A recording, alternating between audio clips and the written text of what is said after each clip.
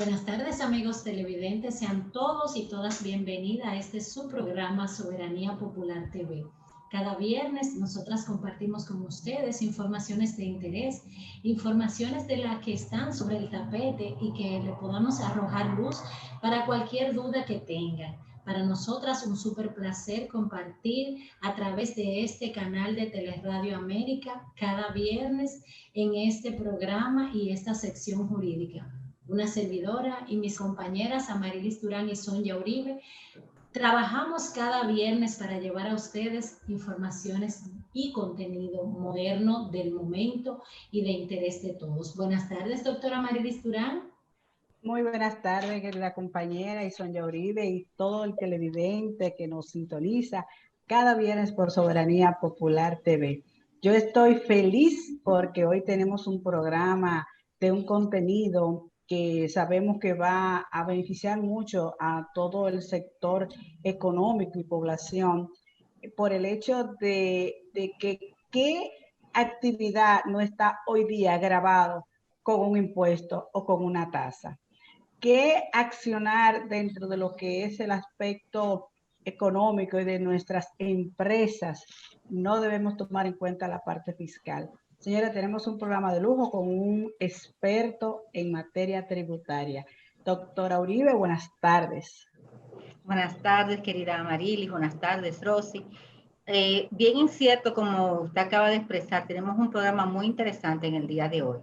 Pues conocer y saber interpretar las leyes tributarias es una tarea obligatoria de todos los profesionales del asesoramiento fiscal y de la gestión administrativa, abogados, economistas, los gestores administrativos, los empresarios. Y en este escenario tan movido que nos tiene la DGI, creemos que todo ciudadano debe estar familiarizado con lo que es la normativa fiscal para el desempeño de sus funciones, que sus funciones sean con eficacia, con eficiencia y con la diligencia debida.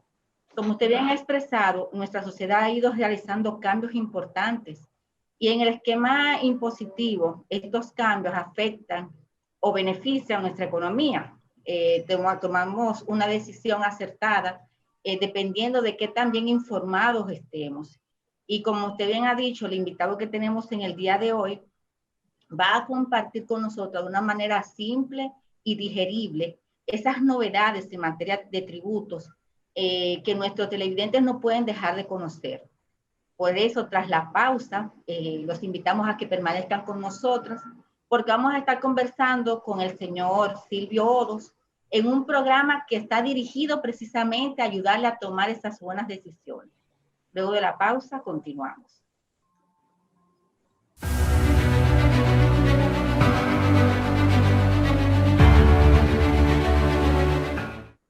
Gracias por mantener la sintonía.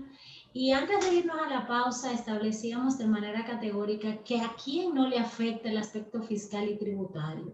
Es decir, que este programa no solamente es de interés de los profesionales del derecho, profesionales de la economía, profesionales de la contabilidad, sino del público en sentido general.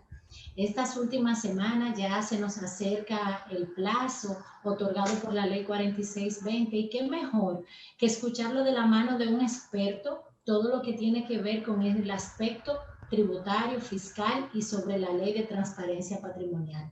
En esta tarde, como dijo nuestra compañera Sonia Uribe, nos acompaña el licenciado Silvio Odos, quien es coordinador del Departamento Fiscal, abogado senior que asesora a clientes nacionales e internacionales sobre asuntos de derechos tributario, corporativo, propiedad intelectual y derecho de los medios y tecnología de la información.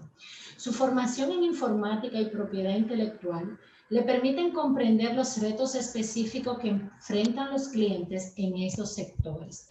Ha sido reconocido como un experto extranjero por su experiencia y conocimiento especializado, tanto en la jurisdicción francesa como en la República Dominicana, y está calificado para ejercer en Francia y en República Dominicana. Es un contacto clave para los clientes que desean invertir en Francia o clientes franceses que procuren invertir aquí en la República Dominicana. Es fundador de la Maestría de Derecho Tributario y de la Maestría en Propiedad Intelectual y Nueva Tecnología de la Pontificia Universidad Católica Madre y Maestra. y funge como docente de las materias de Derecho Tributario, Mediático, Deportivo, de las Telecomunicaciones y de Responsabilidad Civil en la Pucamaima e impartió Derecho de las Nuevas Tecnologías en UNIBE. Fungió como experto judicial en el bufete Hubert Vitan en París, Francia, y como miembro de la Junta Editorial de la revista Comunicación y Comercio Electrónico. En adición, el licenciado Odos es intérprete judicial autorizado por nuestra Suprema Corte de Justicia de la República Dominicana. Bienvenido, licenciado Odos, a Soberanía Popular TV y reiteramos la gratitud por aceptar nuestra invitación. Buenas tardes y bienvenido. Mucho gusto por tenerme. No sé si se escucha bien. Entonces, querían que hablemos de la carta que la DGI envió a los bancos esa semana. Creo que realmente el viernes pasado, pero no importa, o sea, con efecto esa semana. Entonces, hay que tener algo en cuenta.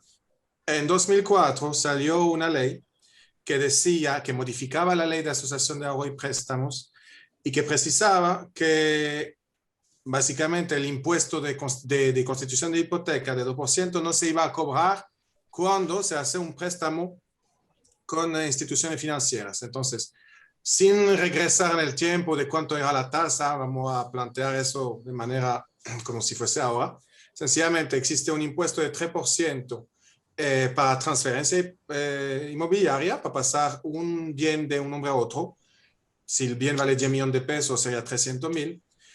No importa que se pague, puede ser enajenado gratuitamente. Es sobre el valor del bien, que evidentemente también se puede pelear con la DGI cuánto vale el bien, con catastro, con una tasación. Bien. Por otro lado, hay un impuesto de 2% que permite inscribir una hipoteca sobre un bien.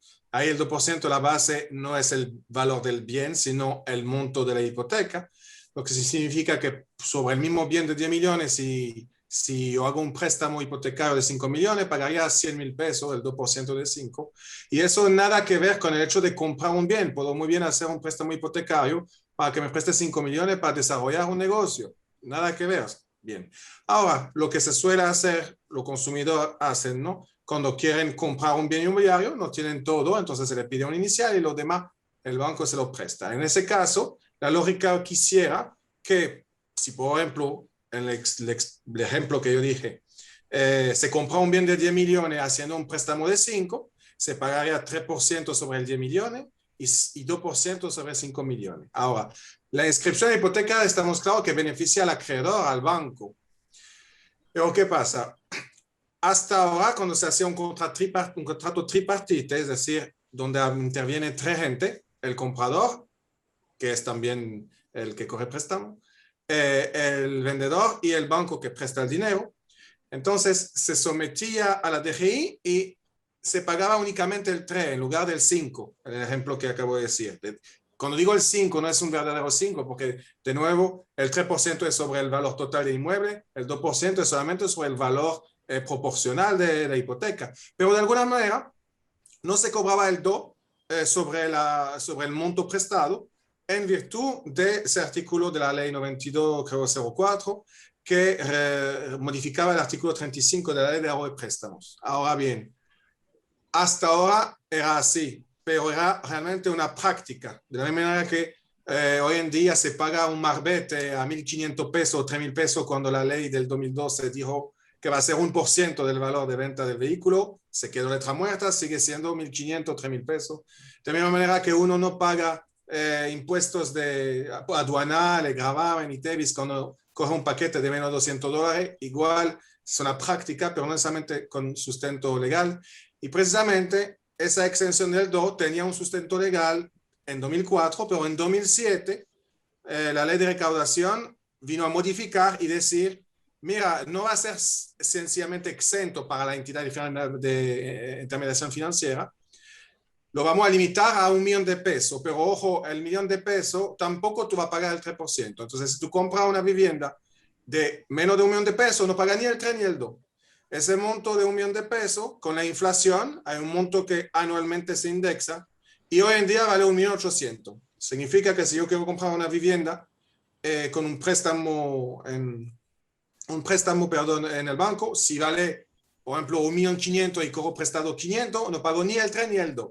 Si compro un inmueble de 2 millones, entonces pagaría el 3, pero prestado 1 millón no pagaría el 2. Entonces, desde el 2007 modificaron implícitamente, porque esa ley del 2007, aparte de decir esto, dice que deroga cualquier cosa en contrario, es decir, que la exención del 2 que se puso en 2004, en 2007 se paró para eximirse el 2 y también el 3, pero hasta un límite de 1 millón de pesos, que ahora es 1.8. Entonces, ¿qué significa? Que, pero era, perdón, letra muerta, es decir, en la práctica, cuando hacía un contrato tripartite, pagaba únicamente el 3 y seguía exento el 2%.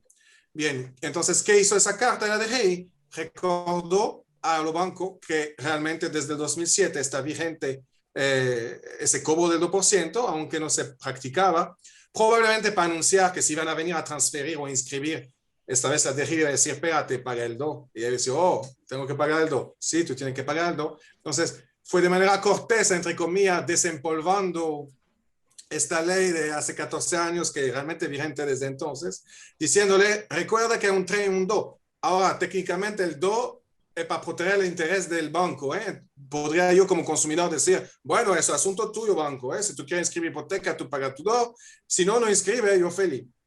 Pero la realidad sabemos que cuando el banco va a prestar, va a calcular cuánto quiere ganar y va a sumar tanto el 3, tanto el 2 para asegurarse que el título pasa a nombre del comprador, que será su deudor, y que el 2 paga para poder inscribirse derecho real sobre el bien. Y va a decir, mira, tú quieres que te preste 5, yo quiero ganar 1, entonces el préstamo en total te va a costar 6, pero como el bien vale 10 millones, te agrego 300.000, y ahora, ya que me van a cobrar ese 2, sobre los 5 que te presto, que son 100.000, te va a dar 100.000. Te va a hacer el cuadro para amortizar todo esto. Quizá el consumidor no se da cuenta, pero esa cobranza del 2, aunque técnicamente es sobre la cabeza del banco, va a terminar el consumidor pagándolo. Eso es la novedad, que 14 años después vienen a decir, mira, vamos a aplicar ese 2 que nunca cobramos. Eso es la novedad. Silvia, quisiera preguntarte a propósito de eso. Aquellos préstamos que anterior a esa carta estuvieran en curso ya, que muchas veces sabemos que aunque los bancos son rápidos pagando los impuestos, se encuentran con esta comunicación. ¿Qué va a pasar con estos préstamos ya que no estaban, no se habían tomado en cuenta ese cargo y que ahora se supone que tienen que cobrarse? Y por otro lado, también me gustaría conocer tu opinión en cuanto a hasta qué punto perjudica esta aplicación con relación a préstamos que ya sí estaban inscritos y que los clientes tenían la facilidad cuando tenían algún tipo de beneficio en otro banco que podían migrar con la hipoteca, no pagaban ese 2. Y eso ponía a los bancos a tener mejores tasas, mejores ofertas. ¿Cómo va a incidir esta situación de la incorporación de este 2% de buenas a primeras? Voy a contestar eso al revés, voy a contestar la segunda primero. Hay una ley, creo que la 182 del 2009, que prevé que no se paga para inscripción de hipoteca. Y realmente la lógica es esta. Cuando se paga 3% es para traspasar el título que haya o que no haya préstamo, y el 2% es para inscribir un derecho real que va a cobrar X para inscribirlo, proporción del monto. Entonces, si la hipoteca es de 5 millones y que lo tiene el banco X y que ahora lo quiero renegociar con el banco Y, entonces si el monto es igual, la reinscripción no paga. Eso es por otra ley del 2009. Ahora, la reinscripción por el mismo monto, es decir, si finalmente lo reestructura, normalmente cuando uno reestructura ya ha amortizado un poco el capital, o sea, se supone que va a ser un préstamo incluso menor. Pero si mañana, en lugar de, o sea, yo tengo un préstamo en un banco X por 5 millones, que al día que lo va a cambiar, debo todavía, no sé, 4 de capital. Cuando pasa al banco Y, si el banco Y me da más dinero que sea para hacer una piscina, para reconstruir, me presta 6, entonces normalmente debe pagar 2% sobre los 2 de diferencia. No es como que tú puedas hacer una hipoteca por 3 pesos en un banco, después pasar a otro con 1.000 millones y decir, no, la hipoteca la traspasa. Entonces, la reinscripción de hipoteca para el mismo precio sí está exenta por una ley de 2009, que pues es posterior a esa ley del 2007 que desempolvan. Ahora, la primera pregunta que preguntó, ¿qué va a pasar? Entonces, parece que la renta, en teoría, la renta podría correr atrás, hasta 3 años atrás del impuesto dejado de percibir, porque se prescribe a 3 años la acción del fisco. Entonces podría venir a decir, espérate, tú me debías. Parece que no va a ser el caso, porque la carta fue nice, y aparte de eso, Luis Valdés dio una declaración que eso lo analiza como una negligencia, no sé qué, más que una evasión, ¿no? Pero incluso técnicamente no sería la culpa ni la responsabilidad del comprador, porque de nuevo, como lo expuse en la primera parte, eso es para proteger el derecho del prestamista, del banco, ¿no? Entonces, ¿a quién le podría caer encima? Al banco diciendo, mira, en esa operación ahora se te constituye un derecho real, pero tú no pagaste el do, tú me debes eso más recargo y mora. Entonces, ¿hasta qué punto está bien escrito el contrato que el consumidor, que el comprador que coge prestado el dinero tiene que asumir los impuestos? También hasta qué punto tiene un deber de información el banco de decirle cuáles son los impuestos, y obviamente que probablemente no le dijo que había un do, porque ni el banco lo pagaba.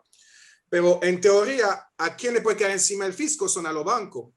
Y técnicamente el derecho ya está inscrito, es decir, a nivel de registro de título, el derecho está inscrito y tiene todo su efecto. El día que el banco, que el comprador no paga su préstamo, bueno, se le embarga. Es decir, el banco obtuvo el resultado del do, aunque no lo pagó. Entonces, no se le va a comprometer eso. Es decir, el derecho real que tiene no es condicional al pago del do. Normalmente sí, tú tienes que enseñar el do para que te lo inscriba en el registro de título. Pero ya que está inscrito, eso ya va. Ahora, posibilidad para el fisco de ir al banco, mira, tú tienes todos esos títulos de últimos 3 años de inscripciones y tú me debes tanto. Puede pasar, y después normalmente en cabeza del banco, porque eso no aprovecha al comprador, de hecho lo desaprovecha porque le permite al banco embargarlo. Pero hasta qué punto después el banco va a decir, espérese, ahora que me pidieron eso, se lo va a poner. Ahí viene un imbroglio jurídico, porque incluso los recargos y mora vienen por negligencia hasta del deudor. O sea, un poco como los seguros de carro, que si tú vas a pagar en su lugar, tú tienes que defenderlo tú. Entonces, no puede el banco sencillamente, la DGI le dice, tú me debes 1.000 millones de pesos, lo paga y después dice al consumidor, mira, lo pagué por ti. No, porque puede ser que estaba prescrito. O sea, yo hubiera hecho la defensa de este cobro. Puede ser muchas razones de que no procede, etc. Realmente no parece que va a hacer lo que la DGI quiere hacer, pero si lo quiere hacer, va a caer encima de quien se aprovecha de la inscripción, es decir, el banco, y de ahí después el banco caer encima del consumidor. Depende si el contrato tenía previsto que el consumidor iba a pagar los impuestos del banco o de la operación. Eso es.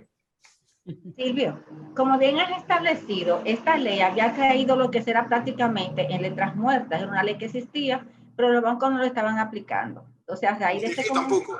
La DGI tampoco es el tema. Y la DGI, exactamente. Y a raíz de este comunicado que ha emitido el director de la DGI, pues muchos han opinado con relación a la aplicación a futuro de este impuesto, si vulneraría o no el principio de lo que es la confianza legítima, partiendo del hecho de que se ha creado una expectativa de que la inversión por compra de un inmueble solo se pagaría el 3%.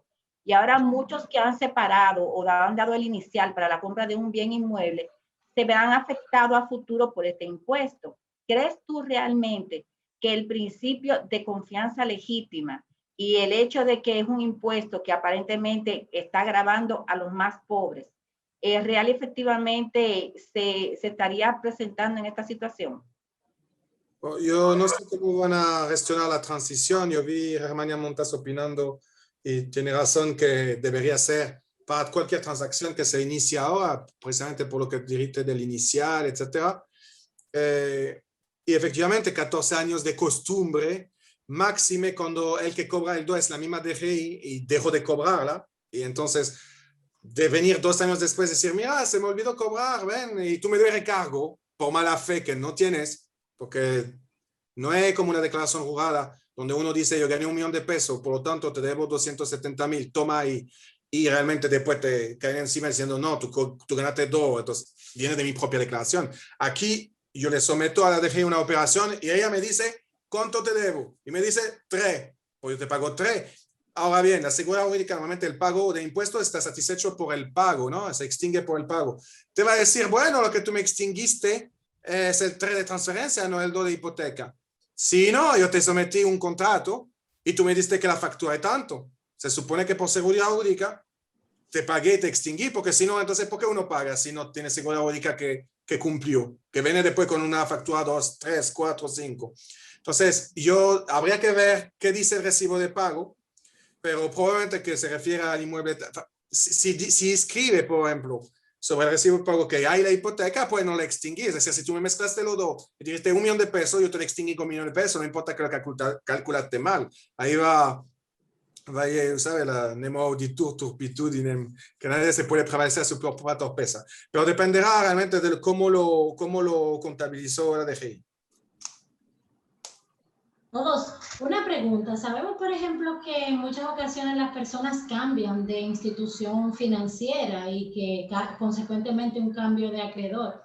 En el caso de una reinscripción de hipotecas, ese impuesto correspondiente al 2%, ¿queda exceptuado de pago o en cuáles otros casos aplica la exención de pago? Pero nosotros debemos irnos a una pausa y vamos a dejar esa pregunta para que nos las responda al regreso de cumplir con nuestros anunciantes. Ustedes, amigos televidentes, mantengan la sintonía y una vez luego de la pausa, la respuesta a esta pregunta.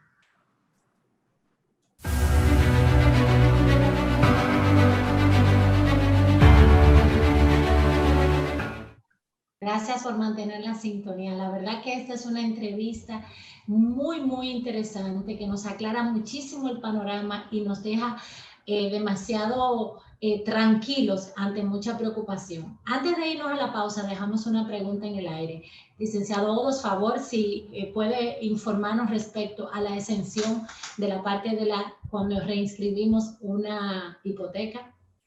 Entonces, como le dije de manera corta ahorita, la ley 18209, que es posterior a la aplicación del 3 y del 2 que presenté y que se desempolvó ahora, pero que realmente tiene vigencia desde el 2007, la ley 2019 dijo, artículo 2, a partir de la entrada en vigencia de la presente ley, está exento del pago del 2, referente a inscripción de hipoteca, del artículo 8 de la ley 17307, que es la ley 2007 que instauró el 10%, ¿no? La reinscripción de hipoteca, siempre que se demuestre la concertación de préstamos hipotecarios nuevos y que los mismos sean suscritos para saldar la hipoteca anterior, y que la Dirección General de Impuestos Internos establecerá los mecanismos y procedimientos necesarios para facilitar la concesión de dicha exención. Entonces, como planteé, si es para solamente refinanciar y pues se va a cancelar una hipoteca para inscribirle al banco que te presta, no va a pagar el DO. Ahora, como dije, no sé si hay uno vivo, ¿no? Que van a aprovechar para inscribir una hipoteca mayor. Se supone que el 2% tú lo pagas una sola vez para este monto. Tú no puedes hacer un préstamo de $1.000.000 y después refinanciar 10 y decir, no, ya el derecho está inscrito. El derecho está inscrito hasta 1. Es decir, a ningún banco le aprovecha de poder embargarte solamente por 1 si te prestó 10. Porque como explicamos al inicio, por un lado, tú tienes el 3%, que es el impuesto que hay que pagar para cambiar un terreno de un nombre a otro, no importante que haya un préstamo, sobre el monto total del bien, y el 2% es un impuesto para inscribir un derecho real de garantía sobre el bien, es decir, para poder eventualmente embargarte el bien, por el monto prestado, que es necesariamente igual o menor. Como dije, cuando compras un bien de 10 que se te presta 5, pues sería un 3 sobre 10 y un 2 sobre 5. O sea que no es un 5%, es un 3 sobre una base y un 2 sobre otra base por operaciones distintas que se pueden separar. Yo puedo muy bien comprar algo sin préstamo, como puede prestar dinero para, como dije, construir algo sin poniendo una hipoteca sobre mi bien inmueble sin estar al momento X comprando nada, ningún bien inmueble. Excelente. Silvia, aprovechando tu vasta experiencia en materia tributaria, ahora mismo República Dominicana tiene una ley que muchos quisiéramos que su vigencia se prolongara un poquito más allá porque por cultura a veces dejamos las cosas para último. Y resulta que los plazos son fatales. Estamos hablando de la ley 4620 y la 0721, que fue la reintroducción.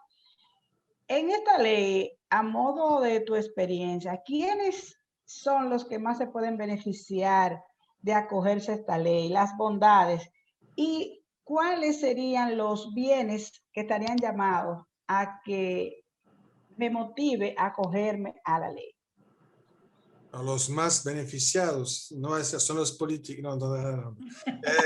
Los más beneficiados son, bueno, realmente la idea de esta ley era para transparentar un patrimonio a la luz de la ley de lavado, entendiéndose que si le da plena vigencia a la ley de lavado, un patrimonio que uno no puede explicar, antes tú pagabas los impuestos, pero desde la ley de lavado de activos, si supera una evasión, si significa una evasión tributaria de más de 700 salario mínimo, lo que sería 7 millones de pesos, pero la ley no precisa si es 7 millones de base o 7 millones de impuestos. Yo supongo que de impuestos, porque como hay impuestos, por ejemplo, del 1% por el IPI o de 27% para la renta, no sería normal que si se me olvidó declarar 300, por decir algo, ¿no? 7 millones, 30 millones de pesos de ingresos, voy preso, pero si olvidé un inmueble de 600 millones, no voy preso porque 1% da 6 millones. O sea, me parecería injusto que tú no vayas preso según cuánto evadiste de base, porque a ti tú tuviste suerte que te toque un impuesto de 1% y no de 27%.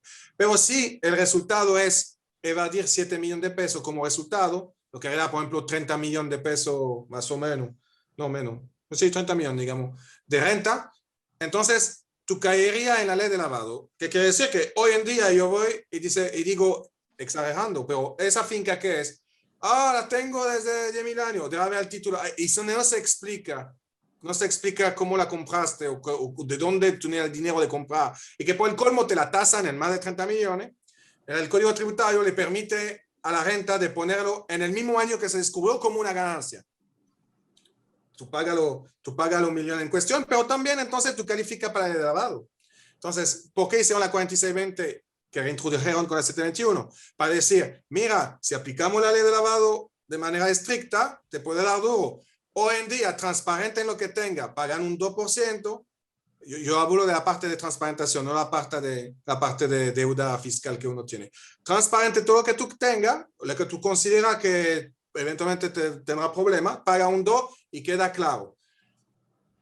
Ahora, hay una parte de la ley que dice que si finalmente fue obtenido de manera ilícita, se tumba todo. Manera ilícita no es lo que acabo de decir, 30 millones que no puedo explicar, donde puede hacer servicio. Yo hablo de que si lo obtuve por, no sé, tráfico de droga, contrabando, cosas así. Pues cualquier activo que tenga, inmueble, moneda, dinero en banco, acciones, vehículos, derechos en general, obra de arte, derechos en general, pero obviamente derechos en general, la ley lo permite, pero la DG a veces lo objeta, porque por ejemplo, ¿qué hago si tengo un derecho sobre una parcela, así un contrato, pero ni siquiera hay título y yo quiero aprovechar para revalorizar, pero yo ni siquiera tienen algún número de título que colocar en su sistema? Pero en teoría todo lo que tú entiendes, tú puedes demostrar tener un derecho, pam, tú pagas el 2 y hablamos después. Se pueden poner incluso la sucesión en divisas. Se puede poner, ahí va lo del TRE, un TRE entero, es decir, un TRE de una compra de inmueble que nunca transparentaste. Es decir, usted tiene un inmueble de 10 millones, se lo compré hace mucho, lo pagué, tengo mi contrato y nunca lo traspasé en la DG o en el resto del título. Entonces, si por un lado, si yo tuviera ese título que lo compré a 1 millón y que lo transparentara a 10 millones, pagaría 2% sobre los 9 de diferencia y ya se revaluó a 10, al valor del mercado actual a 10. El downside, que va a pagar 1% de PIB sobre ese nuevo valor, o 1% de activos sobre ese nuevo valor. Ahora bien, pagaría el 2 para subir un título que tengo de 1 a 10. Pero si al contrario, ni siquiera lo traspasé y lo que tengo es el título del vendedor más mi contrato de compra de 1%, de 1 millón, por el mismo 2% lo traspaso también. Es decir, que por el 2% de los 9 se reputa a 10 millones de compra, de valor de compra, y también me dan el papel para traspasarle el resto de títulos, es decir, que me ahorré el 3, ¿no? Me ahorré por un 2%, me ahorré y un 3 y una revalorización fiscal que me ahorra entre 25 y 27%. Entonces, ¿ahí quién se puede aprovechar? Pues, evidentemente también se aprovecharía alguien que quiere vender un bien. Ahora, por eso que la ley puso que si tú lo vendes antes de un año, se te quita 20%. Es decir, que si yo tengo un bien a 1 millón que revaloriza a 10, si en más de un año lo vendo en 10, no pago ningún impuesto sobre la renta de ganancia de capital porque se reputará vendido a 10, comprado a 10, olvidándonos del valor mínimo de venta según la renta. Pero si lo vendo antes de un año, entonces es decir, quítale 20, tú lo vendiste a 10 y yo te lo reputo comprado a 8 y tú vas a pagar renta sobre los 2 millones de ganancia. Es decir, que ellos vieron que eventualmente con esa brecha no solamente se trata de transparentar un bien que nadie conoce o de ponerlo al día, un valor de inmueble que está por el piso desde 40 años, también saben que eventualmente se hace en vista de una venta que menos y menos se acepta hacer un valor menor, porque la práctica era doble contrato, mira, yo enseño eso a la renta y realmente te doy eso por la izquierda, que realmente se está cayendo tanto por el elevado, también por los préstamos bancarios, porque como tú vas a coger prestado 5 millones sobre un bien que tú compras a 3 en lugar de 10, otro que no quiere entrar en eso, lo que sea, obviamente que no voy a alentar fraude del fisco, porque realmente es pasar la papa caliente a otro, porque cuando usted como comprador hace eso, el día que lo va a vender se reputará comprado a 3.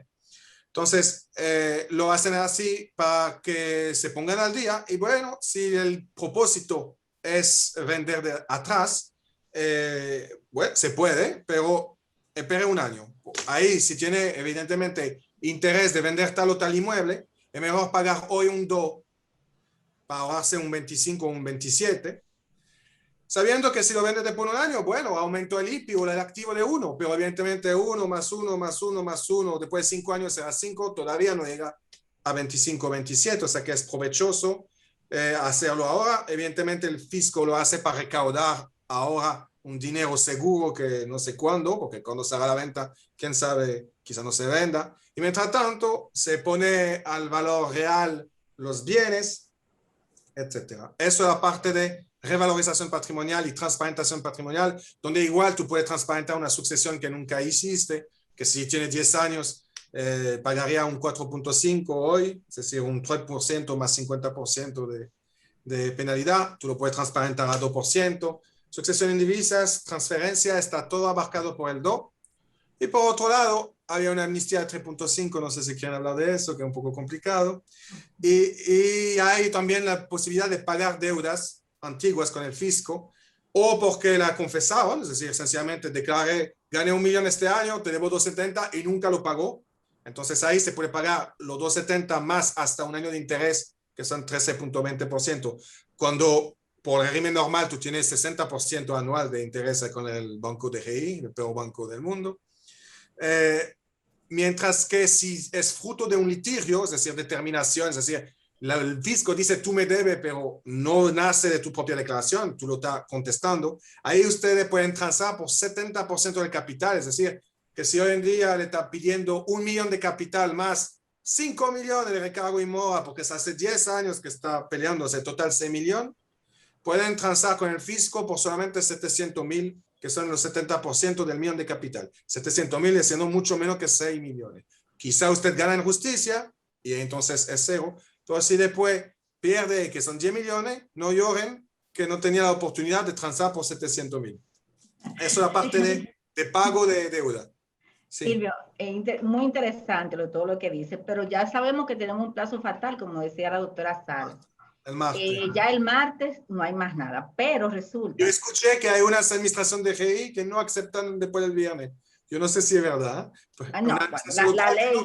No, todo hasta el viernes, porque no quieren... No, la ley es la ley, ¿verdad? Pues entonces, pero tenemos ahora también esa ley, tenemos después que se venza para usted hacer la presentación, también hay otra fecha fatal que es la de pago.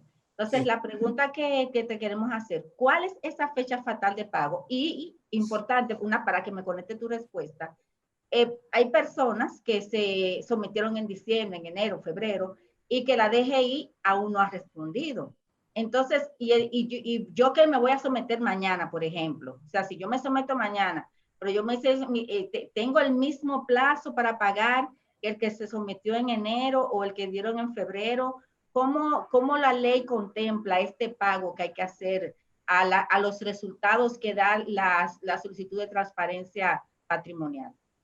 Entonces, si se trata, después por el otro caso, si se trata de deuda con el fisco, el 70% se tiene que pagar en teoría inmediatamente cuando lo emiten.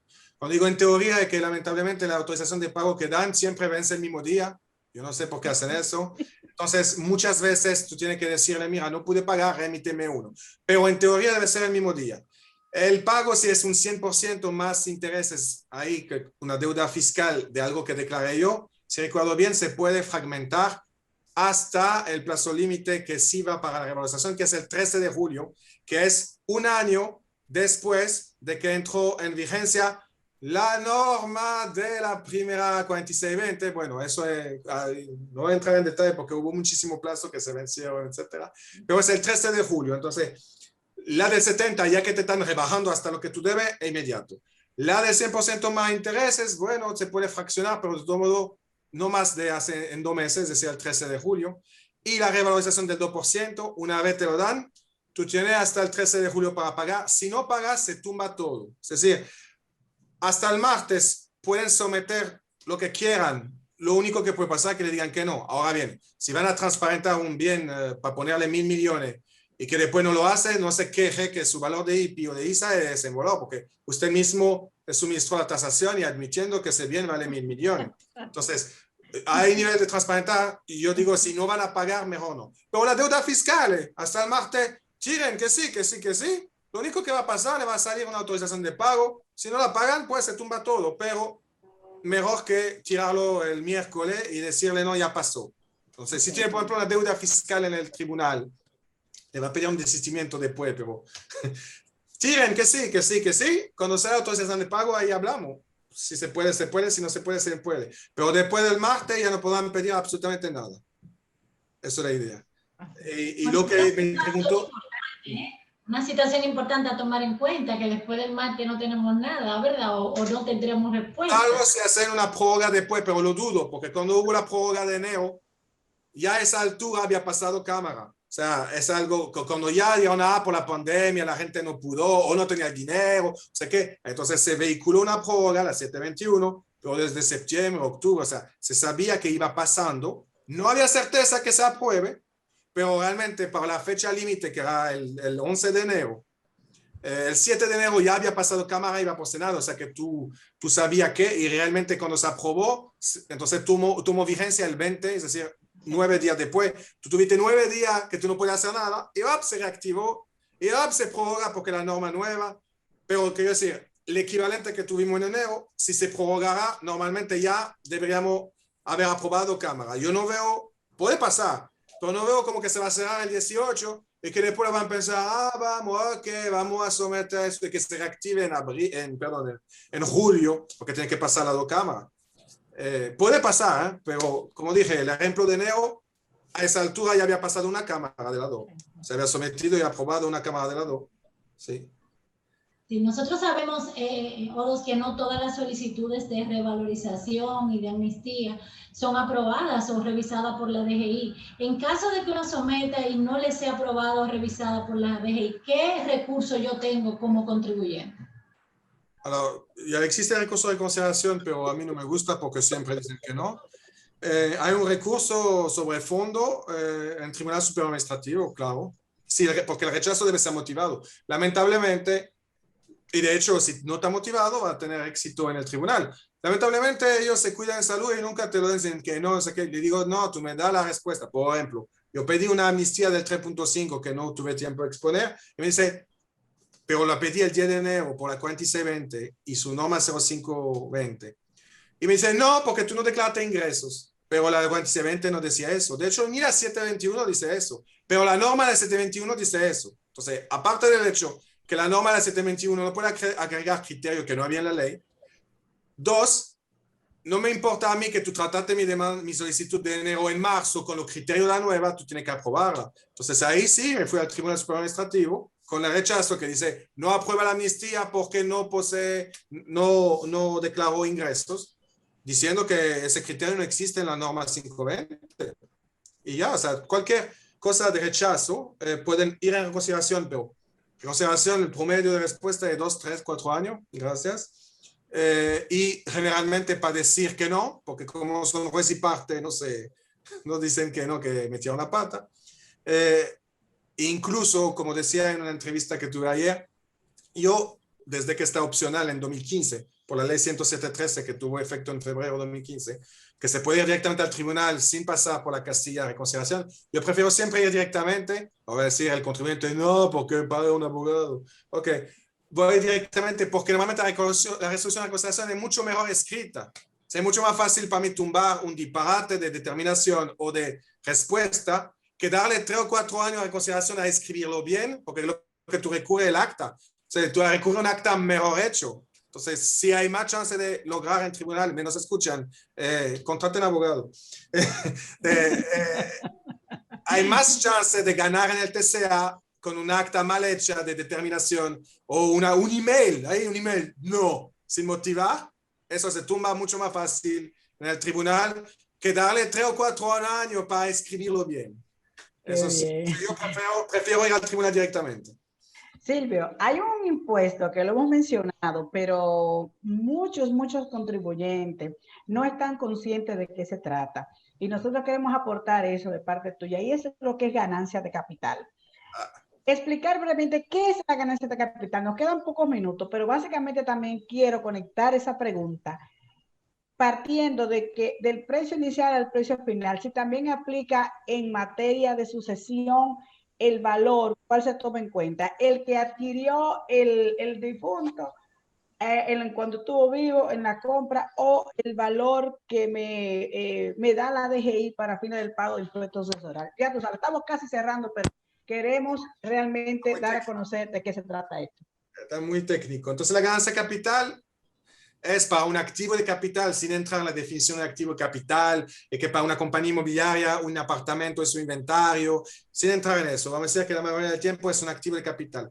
La ganancia capital es la ganancia que alguien hace entre el valor que compró algo, un bien de capital, y que lo vendió. Entonces, cuando vende un inmueble, un particular a 10 millones, va a ganar, por ejemplo, si lo compró en 1, 9 millones. Ahora, por ejemplo, una persona física lo compró en 1. Se va a poner la inflación, que 1 millón hace 20 años, hoy vale 3. Entonces se va a decir, tú ganaste solamente 7. También existe una exención si es tu propia casa, que tuviste más de 3 años, que también te exime 3 millones casi de ganancia capital, pero sin entrar en tanto detalle para hacer el cuento rápido. 10 menos 1, ganaste 9. Bueno, 1 hace 10 años vale 3 hoy, ganaste 7. Entonces, uno va a pagar normalmente impuestos sobre la renta sobre esos 7, salvo si tiene una pérdida de capital anterior, salvo si se mezcla con pérdida del ejercicio, pero digamos que paga sobre 7. Eso es tomando en cuenta el valor de compra y el valor de venta. Después viene otra regla. Entendieron que la revalorización patrimonial que hablamos es para llevar ese 3 a 10 y que 10 menos 10 igual a ganancia. Bien. La regla es el valor de compra es valor de compra más inflación, lo que sea. Pero con esa ley se puede cambiar el costo, el valor de costo de compra, ¿no? El valor de venta es 10. Sin embargo, hay un valor mínimo que realmente no está sustentado en ley, porque la norma 0714 te habla de un valor mínimo de acciones, pero inmueble lo deja vacío. Pero la ley lo mezcla con el 3%, donde sí, en la ley del 3% dice que pueden poner un valor mínimo. Entonces entendieron que eso va para todo y es la práctica. Entonces, si dice, mira, lo voy a vender a 10, y la gente dice, no, eso vale 20. El valor IP es 20. Para mí no me vas a otro perro con ese hueso, eso vale 20. Te voy a cobrar de 20 menos 3, 17, ¿no? A tu impuesto sobre la renta, que una compañía 27, una persona física hasta 25. Porque decir, tú lo vendes a 10, para mí es como que tú vendiste a 20 y que tú no quisiste cobrarle a tu amigo. No es verdad que ese inmueble vale menos de 20. Eso es la idea. Ahora, me dice qué pasa y entonces tú pagas en consecuencia. Y normalmente no está sujeto a anticipo, porque es una ganancia excepcional. Los anticipos se pagan para anticipar la actividad del año siguiente, que evidentemente el inmueble, como no cae del cielo, el año que viene no va a tener otro inmueble para vender. Es otra pelea. Ahora, me habla de sucesión. En sucesión, entonces, se paga un 3% de sucesión sobre la masa sucesoral. En el ejemplo que acabo de decir, tú vas a decir, el inmueble vale 10. Ahora, ¿qué dice el Código Tributario? Dice que la letra muerta también, que tú debes pagar, que el monto de la masa sucesoral debe ser sobre el valor al cual lo compró el de cuyos. Pero se quedó letra muerta también porque es difícil de obtener, porque mire, cuando tú tienes tu sucesión al 3%, tú tienes como 6 meses para declarar después de la muerte. Una vez tú encuentras un título en una gaveta 10 años después, entonces tú no puedes venir con un 3% más todo el recargo del mundo, igual dame el título, es mío ahora. Por eso se puso un tope de hasta 50% de recargo, es decir, que el 3 se vuelve un 4.5. Es decir, que si tú vienes ahora a reabrir una sucesión para poner un título que nadie sabía, se va a pagar 4.5. Pero se va a pagar 4.5 sobre qué? Sobre el valor que lo compró el de cuyos. Pero imagínate, ni sabía hace 2 minutos que tú tenías un mueble. ¿Tú crees que tú sabes a cuánto lo compró? Antes el título lo decía, pero ahora no lo dice. Tú vas a registrar el título, tú vas a ver el CIRSEA, tú vas a ver el contrato, y tú ves que viene de una partición de hace 40 años que te manda después, o de un saneamiento de tribunal, y no hay ningún valor. Entonces, lo que la gente hace, obviamente, es que pone el valor de hoy, porque cuando lo va a poner al valor de hoy, va a pagar un 3 sobre el valor de hoy, y jaja, cuando lo va a vender, la ganancia capital, 0, ¿no? Pero el Código Tributario lo que dice, no, la ganancia capital es sobre la venta versus el valor de compra del de cuyos. O sea que eso no te garantiza nada. Sin embargo, la práctica con la DGI es que corren ese valor. ¿Por qué? Porque uno te va a decir, yo pagué 3% sobre eso, y en el momento de vender, tú me cobras sobre 3 pesos. Primer argumento. Segundo argumento, yo voy a decir que eso es el monto de compra de mi papá, y llévame tú la contraria, porque la declaración jurada se presumen de buena fe. Entonces, tú dices que no, demuéstrame que no, porque yo no le encontré el precio, pero si tú lo encuentras, amén. Si yo no lo encontré, me imagino que tú, llévame la contraria, dime, no, tu padre lo compró a 3 pesos. ¿Deja ver? Silvio, la verdad que ha sido una tarde encantadora contigo, un programa que realmente no ha tenido desperdicio, pero como dice mi amiga Rosy, el tiempo en televisión es implacable, como cada viernes.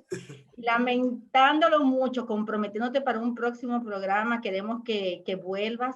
Teníamos muchas preguntas pendientes, como la reforma fiscal, que se nos van a quedar pendientes. Entonces, lamentándolo mucho, te damos las gracias, le damos las gracias a todos los televidentes que estuvieron con nosotros en la tarde de hoy. Y como cada viernes, le deseamos que tengan un excelente fin de semana y los esperamos en un próximo programa el viernes que viene. Señores, que Dios los bendiga y disfruten mucho. Buenas tardes. Amén.